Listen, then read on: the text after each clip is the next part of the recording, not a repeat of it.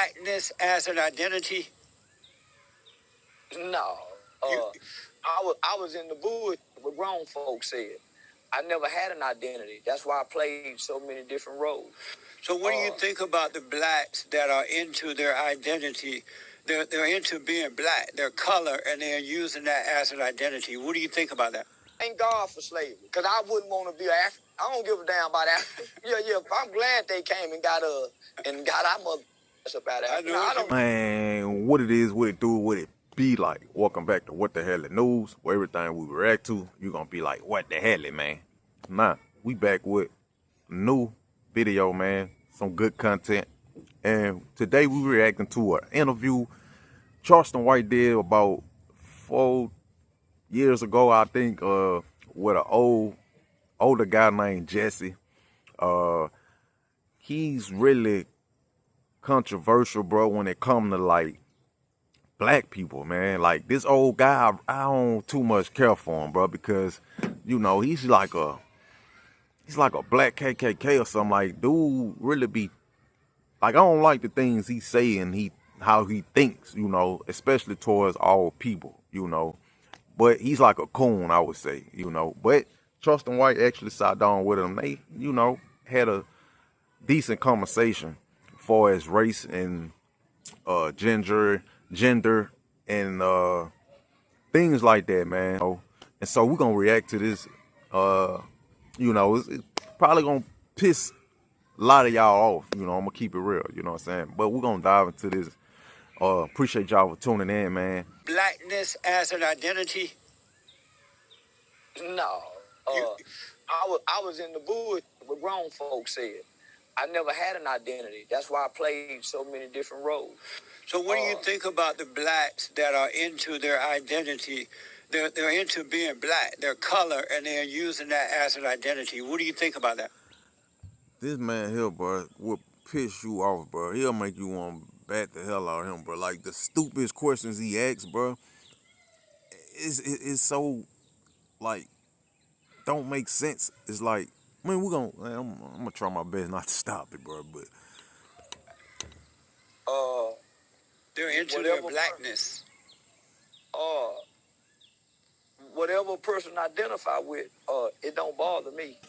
I identify with what's right, but I relate to what's black. I don't eat white people cooking. They don't cook like me. They don't season their food like me. White people don't put grease in their hair. So you think it's okay to be into your blackness? Is that the right way to live? Yeah, why wouldn't it be? White people into they white, Mexicans into they Mexican, Chinese into they Chinese. But does it make it right, though? Yeah, make it right. bro, listen to what he said. What the hell you mean, do it make it right? God, like, I'm black. What you want me to do? What you want me to be black and act white? Like, that's basically what he must think. Cause what the hell is you talking about, bro? Like, see, this the coon stuff I'm talking about, bro. In what way? What you mean? Everybody else is in the jail. Why wouldn't we be in the house? Shit, you talking about why? Listen, I ain't with that Dr. King shit. Everywhere I went, and I'm all black, I ain't getting treated like it's gonna treat me. But listen, you better identify with your black. And why? What you mean, why? Everybody else identify with your black. I know, but does that make it right because everyone else doing it? Listen, red birds identify with red birds. Bluebirds identify with bluebirds. Zebras identify as zebras. Amazing. How you go not identify what you are? Nature. You didn't get to pick this. Did you ever hate white people? Yeah. And do you still hate them? For nothing. No, I didn't hate them then. It was just a thought. Because that's what you hear. And how did you see white people at the time that you hated them? What made you hate them? Listening to bull as a kid. Same reason white people fear black people. Listening to their bull uncles and granddaddy. We don't get to know one another until we grow up and start going to school, going to college, getting our own job. But in the beginning, we sitting around at Christmas, hearing our uncles say some racist, hearing our racist granddaddy say some white people sitting around hearing racist, black folks sitting around hearing prejudice. Ain't no verse versa. So what happens is Children mimic what they see Yeah.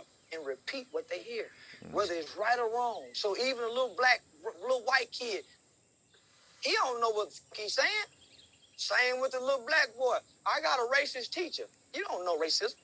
Most black people don't know racism because racism is so hidden in the fabrics of this country. You don't know it's there, motherfucker, but it's there. How did you It's so overcome hating whites? I started white girls at an early age. Yeah, I started on white girls at an early age. I ain't bullshit. My mama moved. Listen, I'm one of the first to live among white folks in the 80s.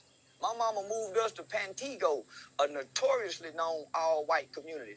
Yeah, I went out there and realized white girl like, yeah. My mama and them say, my grandmama and them say, hey, listen, they not racist, but a black woman's biggest fear, if we move around white people, the white girls go holler rape. We done seen what happened to Emmett Till and every other that like to chasing that white girl.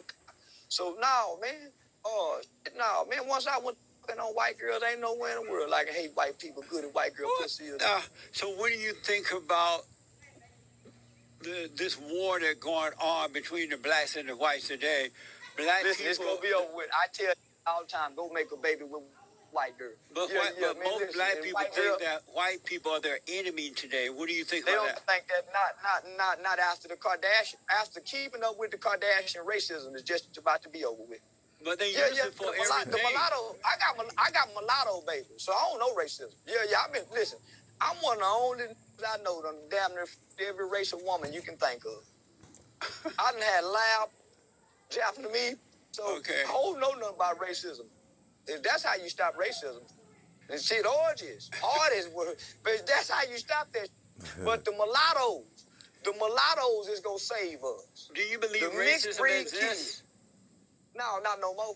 Not after rap music and Michael Jordan tennis shoes and what's that yellow boy name? Stephen Curry. Do you believe racism ever existed? Yeah, you know it existed. Man, the way they used to bad it, they done. They made. Think about this. See, they used to listen to the type of questions he's asking, man. Like, do you think racism ever existed? Bruh, really? Like, is you serious, man? Like, this why I don't know if this is tactics. Is this, how he really feel or how he truly thinks? I don't know if it's all a play, just like Charleston White, with the character thing. I don't know if that's how he presenting himself. But, bro, if he is or isn't, like, you a straight coon, man. Like, I was a whole doctrine on how to make a slave. It wasn't no before American slavery. It was Africans and Chinese, but the Nigger, they was made right here in America. And what do you mean by that? Racism exists. Well, they got a book on how to make the slaves. Once they stopped importing Africans into America, right? Once they stopped, no more import, export Africa. Well, the United States of America told the world, y'all can't tell us what we can't have no more slaves. So we gonna start breeding these motherfuckers right here. Okay, we can't import them, so we gonna make them right here. But in Africa, so they made in Africa, before the Arabs went there and bought the blacks from the other blacks, blacks were treated worse in Africa by other blacks. Listen, I thank God for slavery, because I wouldn't want to be an African. I don't give a damn about Africa. I'm glad they came and got our mother up out of Africa. I don't attach myself to Africa. I'm a proud American. So I don't say that. My mama say all things work for the good of those who love the Lord and is called according to his will and his purpose. Absolutely. Slavery was a good thing. Yeah, they rescued our mother. I would have hated to grow up in Africa. Let me know down below if you are just as equally shocked as Jesse Lee Peterson is by Charleston White's outrageous claim that he's actually going to say he thanks God for slavery. That's certainly not something that you're really going to hear anybody say, but on the other hand, Africa is one hell of a handbasket right now, and even the better part, South Africa, is just absolutely going to ruin. So, pick your poison, I guess, but, like he said, he's an American. He's here now. He's got, the best country in the whole world with more opportunity than anywhere else in the world. You know, sitting here having an interview with Jesse Lee Peterson comfortably in his home with Wi-Fi and running water and all this. So say what you want, but to be an American is a privilege like none other, because I would not rather be anywhere else in the entire world other than America. But hit that like button and notification bell if you're enjoying the video, and let's get back in. And what we were there now, man. I'm so proud of slavery because it built some tenacious people. Yeah. It made, before slavery, wasn't no, it was people. Then the niggas came along and the strong. Wasn't nobody else strong enough to build America like them were. Are you Think a Christian? about that. No, man, I'm a believer. I'm not no Christian because you got to read the books. And I don't want to read the doctrines. I just want to believe that God exists and that Jesus walked the earth at one point in time. No, I watched my mama. So I ain't no Christian. I just believe. See this Jesse character. I bet she believe in that white Jesus, the blue eyes, straight hair one.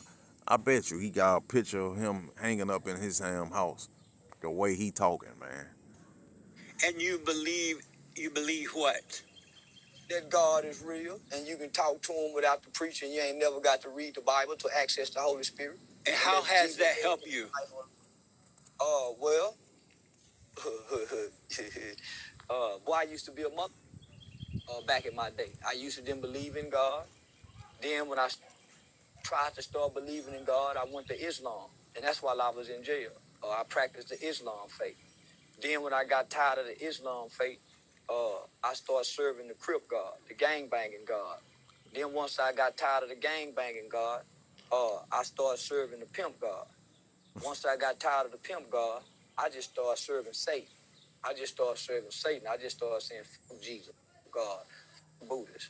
And then I got to the point where I submitted. I had an awakening.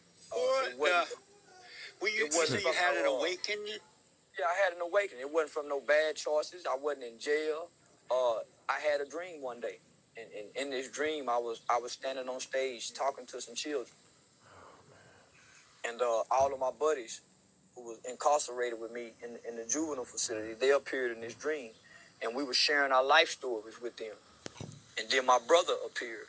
Well, I got an older brother who's serving a 99-year prison sentence for a murder he committed when he was 17. And so at the end of this dream, we all enter into these individual doors with blinding bright lights. And so I wake up out my sleep. I probably was about 23, 24 at the time, trying to find that identity that you asked about earlier. And my mother had asked me, son, you want to go to church? And I thought that was strange. I said, no, because I wasn't into that. And it was like 2 weeks before Christmas. So come back closer to your mic. So it was like 2 weeks before Christmas, right? So I sat on the back porch and rolled me up a joint of weed and got high. And as I was getting high, I had this overwhelming fear or urge to go to church and put some money in church. So I went to this church, sat on the back row, and this preacher walked out, and he looked at me. First thing I said, well, damn, somebody told this motherfucker I smell like weed. You need to get out of here. So I sit there. He began to preach about Joseph. He began to preach about Joseph in the Bible, how Joseph was sold into slavery, and how God had favor upon him and all of that. And so at the end of his sermon, he said, when I walked out of here, I got a kick in my spirit. And the Holy Spirit told me to tell you that you're a Joseph, young man. I resent males. So in my mind, he picking with me. He playing them church games because he see I'm new. He said, I just want to pray for you, young man. So when I went down to that altar, he started kind of recanting that dream to me and say that he see me standing on stage, sharing my life story with children, traveling around the country, impacting governments with my testimony. That man didn't know nothing about my story. So from that moment on, I had a spiritual awakening. And if you fast forward from that moment to now, I live and I've done everything that strange preacher man said that he saw me doing. So do you have perfect peace within? If I don't, I'm gonna smoke some weed, get my stuff. What? Yeah. If I don't have perfect peace, I'm gonna do just what every other American do. I'm gonna have me some wine, smoke a cigar, smoke some weed, and that's what bring peace. Man, that good. So All that other shit good. So do you have perfect peace that comes from God? I don't know where it come from. Sometimes it come from. I don't. Yeah, not perfect peace. What's perfect peace when you got a wife and with you? Yeah, what's perfect peace when you got the kids saying, "Daddy, I need this." What's perfect peace, man? Are you married? Perfect peace. Yeah, I'm married. And how many children? Like honestly, to me, just my opinion, I feel like ain't no such thing as perfect peace. You know, it's just not. Um, you know, because it's always gonna be something that's gonna trigger you, that's gonna try to trigger you. It's always, life is not perfect. So there's no such thing as perfect peace. You feel what I'm saying? The most humblest, peaceful person, they even go through they trials and they traumas and things. So ain't no such thing as perfect peace. Like the questions he's asking is just so stupid, to be honest. Do you have? Oh, I got two. Oh, okay. And what is it like being married? Are you married to a white woman? No, if I ain't gonna marry no goddamn white. Why this white bitch? I ain't gonna marry now. Are you married to a black woman? Goddamn right. And so what is it like? What is it like What's being funny married? about that? I ain't Kanye with. What is it like being married? Man, I be want everybody, and I'm somehow I feel like I'm in prison sometimes. Yeah, I want to be a low down, dirty motherfucking single man, and her cousins and her sisters and get away with it, but I can't. I honor my vows. But man, sometimes I don't want to be married. Some days I tell her I don't want to love nobody. I want to be selfish. Some days I don't want to kiss you and say I'll be back, baby. Some days I don't want you or the kids saying nothing to me. And I don't. You tell her that? Yeah, we feel it, don't we? As men, don't we feel it? What does she say when you tell her that? Oh man, I'm like granddaddy to them. She can't say nothing. No, I'm like the men before women suffrage. No, I dictate. Yeah, I'm like the old vows. Cherish and obey. How long you been married? How many? 3. Oh, 3 years. And so your wife is okay with you saying those things to her? I done called up in the mall before shopping. I don't get embarrassed. You talking about, man, I'm f***ing her. What you mean is she okay? Who gon' f*** if I don't? Yeah, she got to be okay. We married. It's safe for better or for worse. I'm like the old. Yeah, I'm like the old man back in the day. I'm like Archie Bunker and Edith. Just plain. I'm Archie Bunker. Yeah, mean in the motherfucker in the house. Yeah, that's the kind they like. They don't like no holding no door open. They like a good and mean. Call them a bitch every now and then.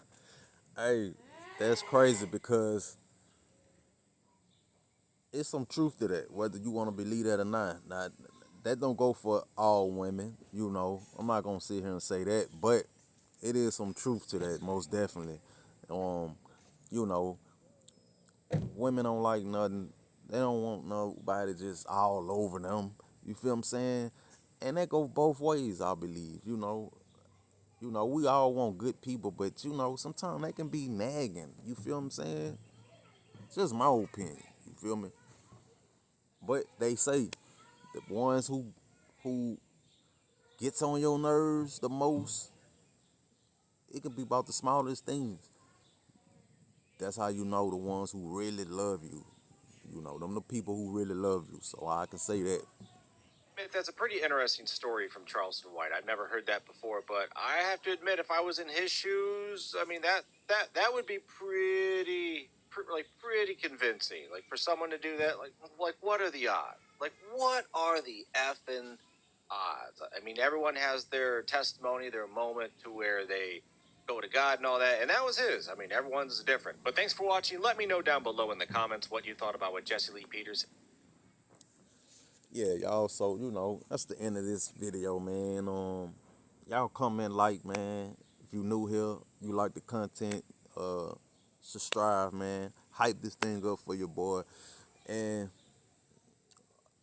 I just ain't, I don't even like them questions Jesse was asking. You know, it's like a flat out cone. He look like a raccoon. Look at him. You know what I'm saying? Just the crazy questions ever, man. Like, you a whole black man, bruh. You blacker than me. And you sitting there asking the craziest questions. What's this like? What this nigga said? Do you think it's right to be to be something he asked y'all? My bad, man. Forgive me, bro. But he got my mind all over the place, man. But you know, um, I ain't agree with a lot of things Charleston White said as well. You know, because it was like fueling Jesse ego. It was pumping him up. You know, he liked it that. You feel what I'm saying? And y'all know how Charleston White is, so it's probably what he was doing. But you know, Charleston White, he got his own way of thinking as well. You feel what I'm saying? But yeah, this whole little interview was crazy and wild, man. But appreciate y'all for tuning in, man. Hey, if you want more content like this, let me know, man. Comment. I'm out.